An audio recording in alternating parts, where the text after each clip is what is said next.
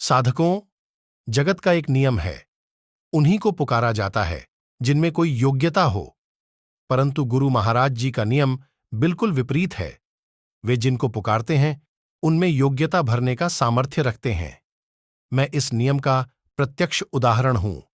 न ज्यादा पढ़ा लिखा, न कोई अन्य कलाधन, कोई ऐसा लियाकत नहीं मुझमें जिससे मैं अपना नाम जोड़ सकूं। ऐसा ही था मैं, परंतु बरसों पहले उस योग्यता के कुबेर की मुझ पर दृष्टि पड़ गई। मैं उसे किसी कलाकार या मूर्तिकार की दृष्टि नहीं कहूंगा, क्योंकि उनकी कला भी सड़क पर पड़े हर पत्थर को नहीं निखार सकती। थोड़ी बहुत संभावना तो जरूर टटोलती है, तभी पत्थर को हाथ में लेती है। परंतु हमारे गुरुदेव ने तो मुझ में काबिलियत का इतना सा भी अंश मात्र नहीं देखा, बस दया दृष्टि से मुझे चुन लिया। गुरु भाइयों बहनों, मेरे मानस पटल पर अच्छे से अंकित है वह दिन जब गुरुवर ने मुझे गायन की सेवा दी थी। उन्होंने मुझे सीधे मंच पर जा बैठने का आदेश दिया। जो अच्छे गायक थे उन्हें मेरे पीछे सुर मिलाने को कहा।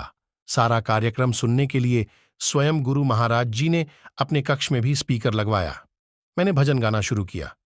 टूटे स्वर, फटी आवाज, बेताल धुन, शायद ही किसी ने किसी गीत की इतनी बेदर्दी से हत्या की होगी। सुनने वाले सत्संगी चाहकर भी अपनी मर्यादा नहीं रख पाए और खूब खिलखिलाकर हंसने लगे। कार्यक्रम के बाद गुरु महाराज जी ने मुझे बुलाया और मुस्कुराते हुए बोले, तू तो बहुत अच्छा गाता है। मैंने भावुक होकर कहा, गुरुदेव आप भी उपहास करने लगे। माना कि मुझे गाना नहीं आता, पर कम से कम सुनना तो आता है। मेरी अंतरात्मा जानती है कि मैंने कितना बुरा गया। मेरी पिघली हुई दशा देखकर गुरुदेव संकल्पवत हो गए।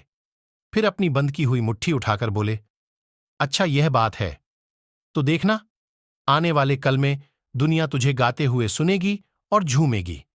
इतना ही नहीं, तू तो म्यूजिक डायरेक्टर कहलाएगा। तेरे निर्देशन में कई नए गीत जन्म लेंगे।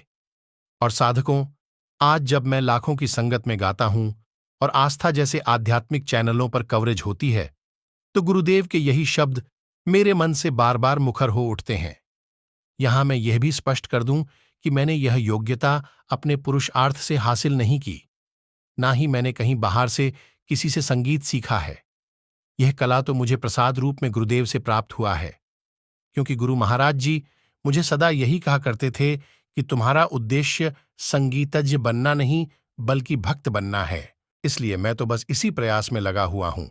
भक्त बनने की इस प्रक्रिया में संगीत मुझ में अपने आप भरता गया। रियाज का मुझे कभी अधिक समय नहीं मिला, पर अपने आप कंठ सुरीला होता चला गया। आज भी जब कभी हारमोनियम को हाथ लगाता हूं तो संगीत का नया ही आविष्कार हो जाता है। ऐसा लगता है कि योग्यता के कुबेर मेरे गुरुदेव मेरे मस्तक पर आसन लगाए बैठे हैं और वहीं से प्रसाद लुटाए जा रहे हैं।